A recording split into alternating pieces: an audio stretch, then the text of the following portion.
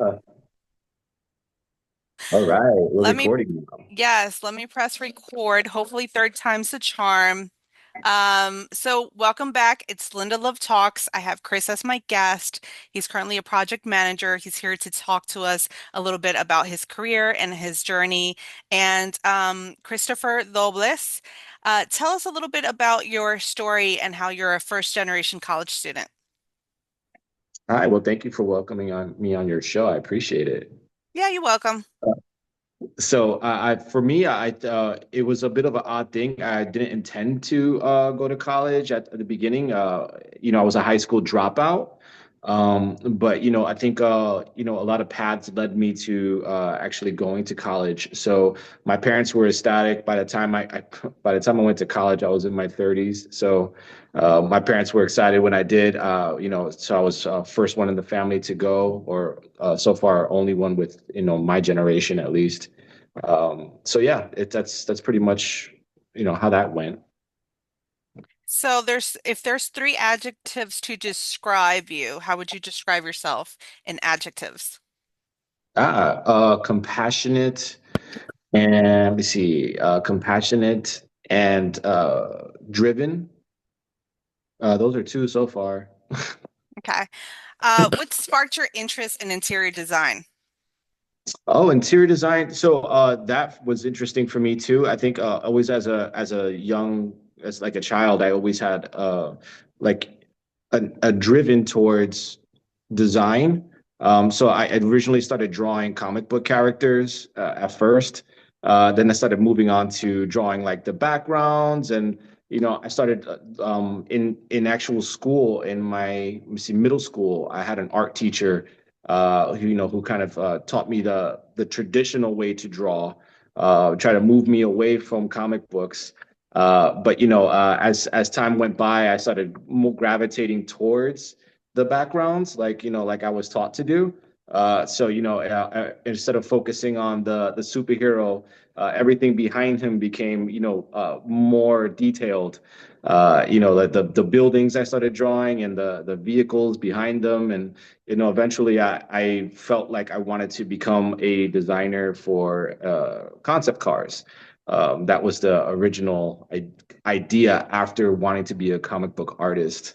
But I gravitated toward, engineering. I wanted to know more about, detailing cars, and I loved drawing that. And then, eventually, I was fortunate enough to have a high school near me that was a technical school. So that's where I kind of got that studying from there. And then from that point, it was an architectural program.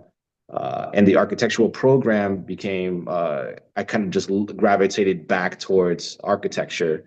So I didn't follow the concept car, plan, but I stayed with architecture. And then from there, I just didn't go straight into architecture. It was about 12 years later after working in construction. After dropping out of high school, I got the first job I could in construction, and 12 years later, I became working in an architectural field and design. And then from architectural field, I started gravitating more towards design. And then I got my BFA in design, in interior design, and that's how pretty much I am where I am today. What is a common misconception that you think most people have about interior design? I think for me, a common misconception for interior design is that we are sometimes called interior decorators, and that's a whole different, not whole different. I mean, we do blend, but interior decorators have different definition of what they do. That's more of a selecting colors for the room, selecting if it's different pillows or draperies for the windows, that kind of thing. I think an interior designer's definition is more on the architectural side. We design the space that has the interior decorating happening. So, and of course we have our advanced knowledge, and we go into interior decorating as well, but a lot of it's focused on the space planning. let's talk a little bit about you brought up something very interesting that you were older when you attended college. How did you balance being a young dad working and attending school? That was a big challenge for me. I was a young dad. I had my I was a dad when I was in my teenage years. Mhm. So by the time I went to college, I was in my early 30s. And then from that point, my daughters were a little older then, but still they were still young. So they needed my attention. I loved giving my attention, but I also had to somehow divide that between a full-time job, a full-time student, and being a husband at the time and a father. So a lot of juggling to do at that time. But I think it was just the way it fell together. I had a program that at the college that I went to that was I was able to manipulate the schedule, work around. I would actually had a my the job I got at the architectural firm was across the parking lot from from the school. So I would actually like run back and forth just across the parking lot to hit a class, come back. Yeah, but that worked, even though I totally picture you running back and forth between classes and work. But yeah, that worked. I mean, Yeah, right? it worked. And funny enough, like, it's having that architectural, like, that's where I got the architectural background from was working at that firm. Hmm. And that firm did high-end retail. So that's where I started learning how to, do some retail design. And that's how I ended up being a retail project manager or a project manager for store planning, and interior design. So, but yeah, it was difficult to juggle. My daughters needed time, school needed time, work needed time. So those things were a lot. But I think, great. I was grateful to have that capability to just go across the parking lot. If I had any other way, I don't know how it would have worked.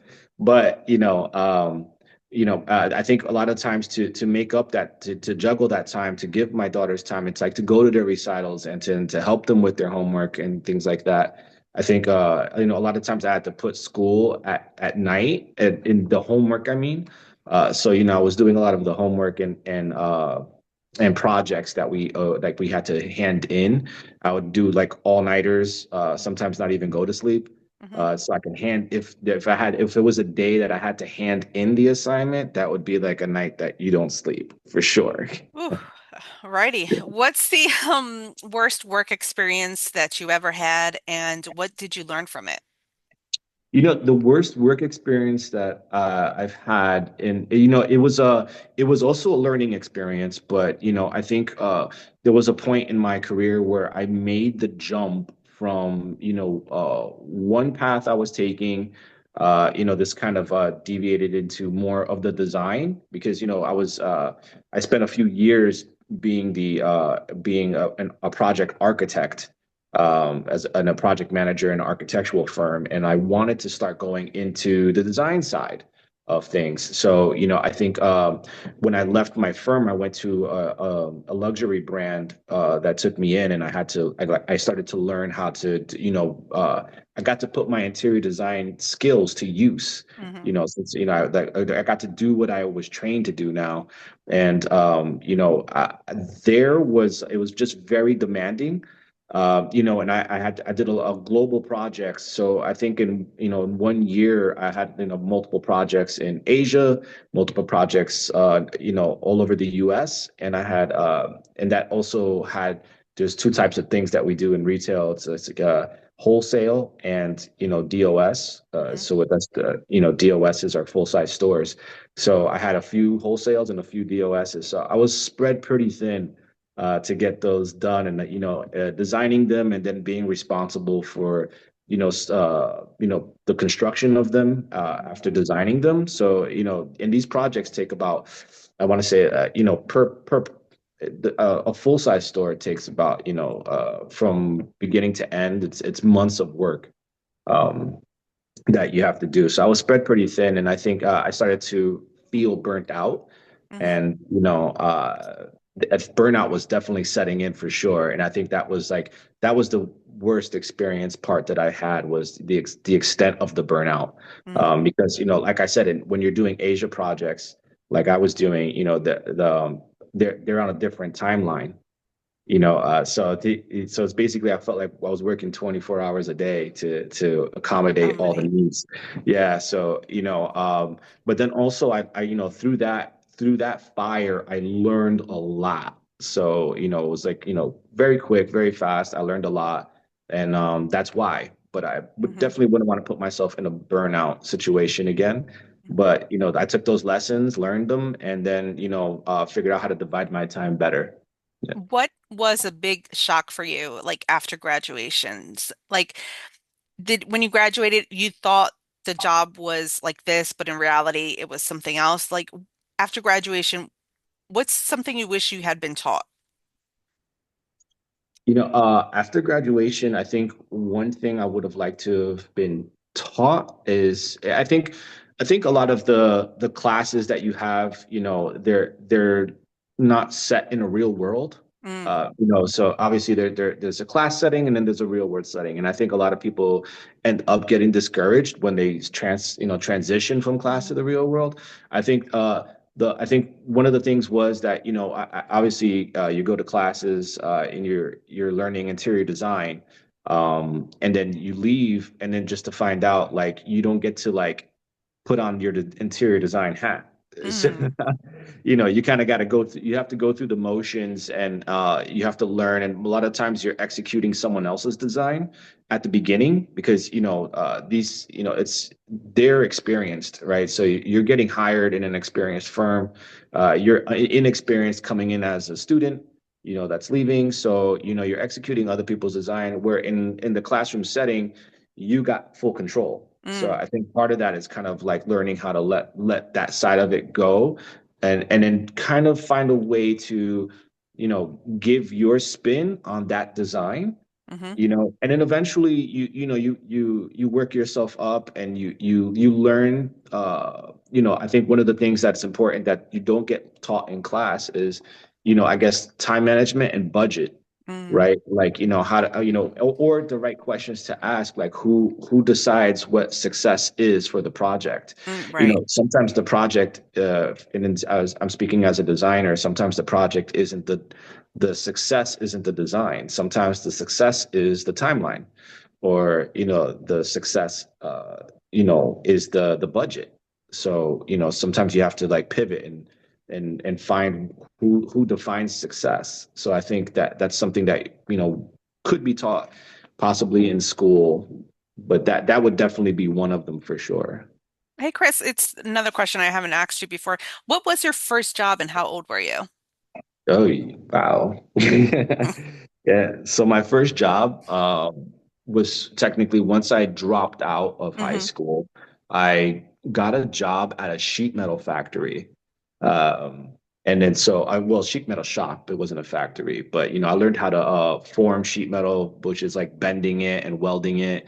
And you know, that was my first job. And I remember my first day there, I wasn't told I was going to do that. I thought I was going in to do the drawings for they just because I walked in and they were like, they asked me questions and I was like, great. And then I went in with a button up shirt and a tie. Hmm. And then they just kind of handed me the broom and said, try to try to help these guys while they're working and clean Hmm. up. So, but I worked my way up from there where, from, sweeping up and helping out to actually like doing the running like these lasers, which I found interesting.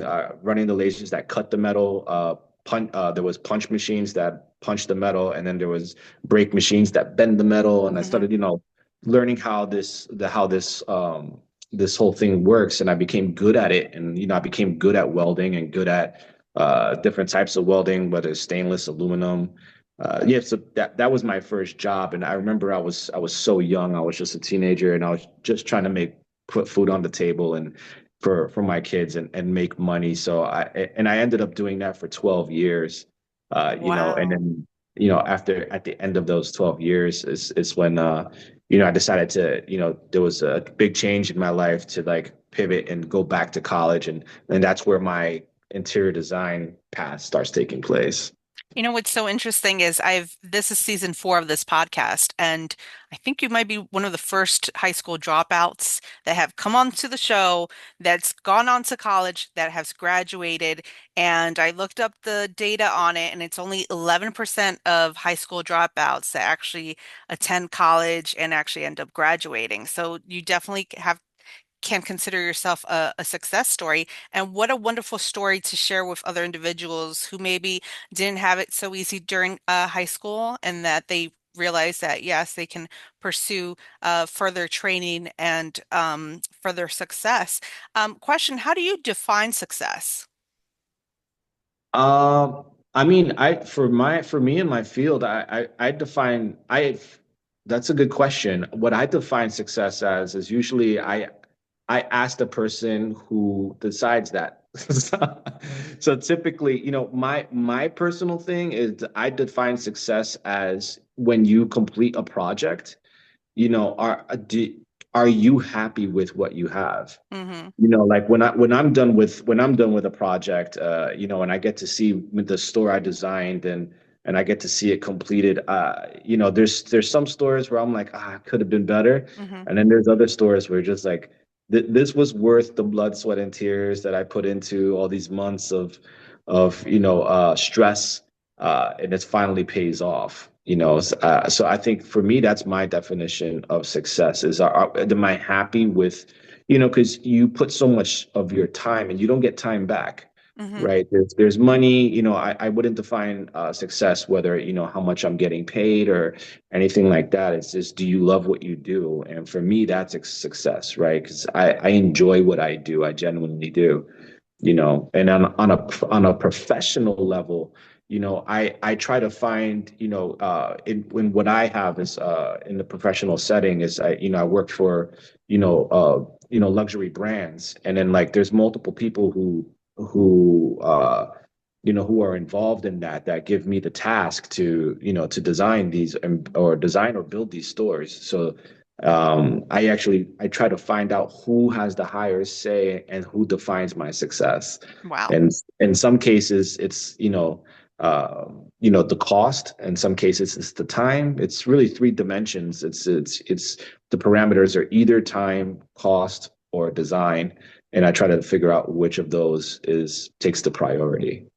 Wow. So for Yeah. all the college graduates that perhaps studied what you've studied and majored in what you majored, what advice do you have for them?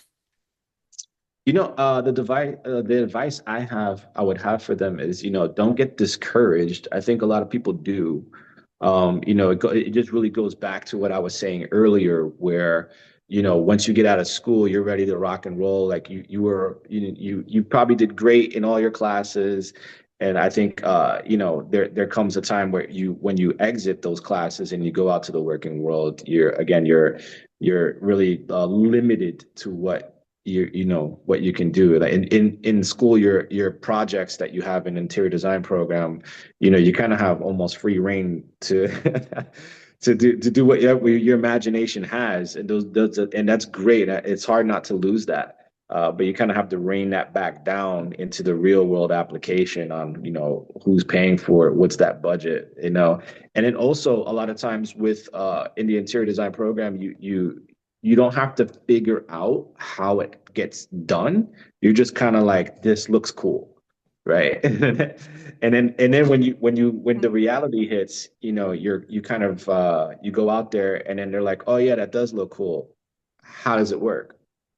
And then you kind of have to you have to figure that out. And I think that my advice would be for them is, just to take that into consideration when you go out there. And funny story, speaking of that, I think there was one instance where I was doing a project and they asked me to develop a new piece of millwork, and I came up with this pretty cool design, and I was like, this looks fantastic. And then I got hit with that. How do you make it? And now I had to go into all this detail. I regretted coming up with it at the time, Hmm. because now I was under the gun to like figure this out, and it seemed impossible. But you know, I was able to do it, and it was a success, thankfully. But it could have been a flop. But you know, to that point, I think it's a good lesson learned, and that would be my advice to them. Wonderful. Wonderful. So do you want people to follow you? Where can they follow you? I mean, my LinkedIn is good. I think that's a great place for anyone to follow me because I usually post with, you know, when I'm working at a brand, they'll give me, you know, I'm able to post what the work is. So, you know, you go in, that's you can see most of my stuff there. Outside of that, I don't get to post it because, you know, ultimately it belongs Confidential. to the company. Yeah. Right. So It's confidential and a trade secret. Absolutely. Oh my God. yeah. So do you have any final words or message for the audience? You know, I think if anyone in the audience is interested in interior design, I think you know it's a rigorous program. I think, but I would if that's where you feel like you want to be, I think that's it's you know it's always good to you know go into that. There's plenty of schools that teach that, and it's rewarding if you're a designer to you know to go out and contribute that like your aesthetic and your you know it's like putting what you love out into the world and everybody gets to receive that. So I think you know my advice would be like if and would be that and to also if you're like you know I think my experience I would say I was scared to go into you know into college in my 30s. So, you know, I would tell anybody who's, you know, interested in changing careers that that's not too late. You know, I've changed my career from welding to architecture, and then I changed it. You know, as I branched off architecture into design. You know, so I don't think it's too. You know, and I'm in my 40s now, so I don't think it's too late to, you know, to be, you know, to be courageous and step out there and you know, if you want to change your career, it's not too late to do that. That would be my what I would Absolutely. be with. Absolutely. Thank you so much. It's been such a wonderful conversation, Chris. And before I let you go, I have to make sure the audience knows to tune into my next episode. I will have Teresa, who's actually a movie producer, and she will join us for the conversation. Again, it's Linda Love Talks. I'm going to stop recording.